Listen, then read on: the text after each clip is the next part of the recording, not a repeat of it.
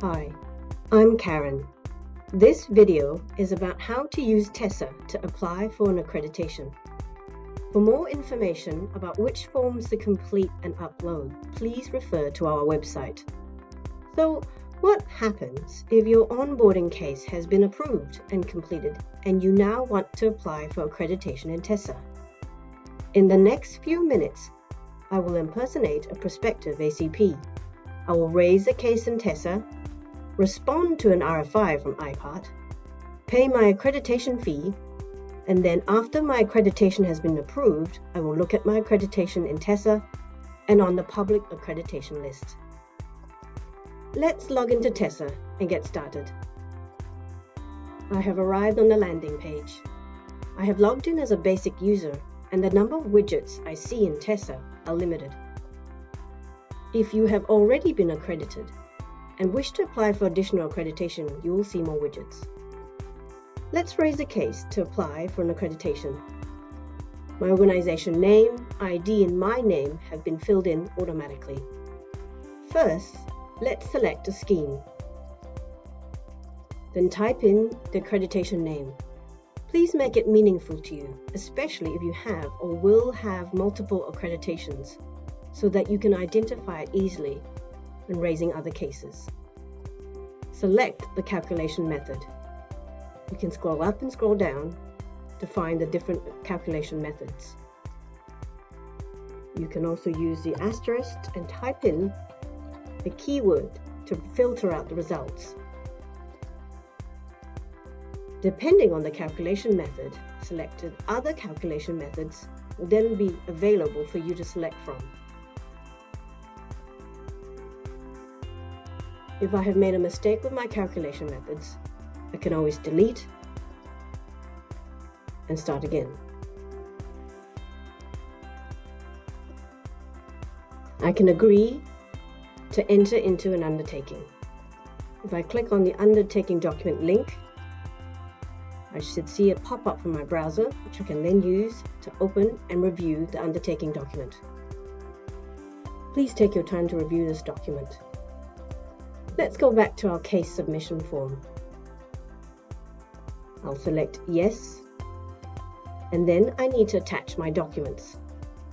I will attach my completed applications forms by clicking on Add Attachments. I can select one document at a time, or I can hold the Shift key and click on all the relevant documents and click Open. I then need to copy these documents to external table, and I do that by clicking on Commit Documents to Submission. I need to attach a document type to each of my attachments. I do this by clicking on Edit Row and choosing one of the document types from the list. I can also type in a document note and then click Save. If I have made a mistake and need to delete an attachment, I can click on the little X, click OK, and then Commit Documents to Submission. I can then add any more attachments. If I add any more documents, I need to commit the documents to submission. I will need to add a document type for all my attachments. I've attached some test documents. This is not the checklist documents. Please see the website. Once I've made my attachments, I can then submit the case. After the case has been submitted, the case number is generated and the state of the case is new. I can see my attachments. I can see a snapshot of the variables I selected. And if I scroll down, I can see the related RFIs for this case. At the moment, there are none, since this is a brand new case. Members of my organization will receive an email notification confirming the case submission. So what happens next? The case is now awaiting IPART review. If IPART needs more information, you will receive an RFI notification. I am back on the landing page. At any point in time, I can always go to My Cases and either click on the case, use the keyword search if I know the case number, or I can click on any of the categories, in this case, Application for Accreditation, and I can then click on my case. For now, let's go back to the landing page and respond to the RFI. On my landing page, in the bottom right-hand corner, all my RFIs will appear that are awaiting my response. I can click on the case number to review the case, or I can click on the RFI number. I can download any attachments attached to the RFI, and I can also see any instructions from iPart. I can also type in my response, as well as attach any new documents using the Add Attachments button. I will need to commit the documents to submission and add a document type by clicking on Edit Row. Select a document type, add a note if you wish, and click Save. I will need to attach a document type for all the attachments. If I need to delete a document, I can click on the Remove Row X button and click Confirm. You should always check the Commit Document Submission to make sure that the document is removed properly, or go back to Edit and remove the relevant documents.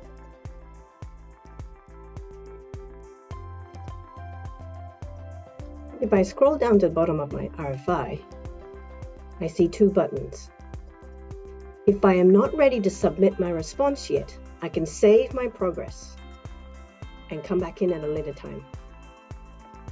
My RFI request will stay at my list until I have responded to it. So let's go back in. For now, I'm going to submit my RFI. The RFI will then go to iPart to review. When your case has been reviewed and is ready for payment, you will receive a notification. The notification will look something like this. I can click on the link in the email, which then takes me to my case. Or I can go to My Cases, click on the accreditation category and find my case that way. At the top of my case will be iPart Invoice. Click on the invoice and click on the pop-up to open it up. And your invoice will look something like this. Let's go back to Pay My Case. I will see that the case state is payment. If I scroll down to the bottom, the Proceed to Payment button is now available. The Cancel button will cancel your case, and then if you cancel your case, you will have to re-raise a new case. For now, let's proceed to payment. The Customer Payment portal appears. Enter in your payment details. If you're paying by card, validate your card, and then click Pay Now. If for any reason you are unable to complete the payment, you can always go back to My Cases, find that case, and if you scroll down to the bottom, you can click on the Return to CPP payment. Let's pay now.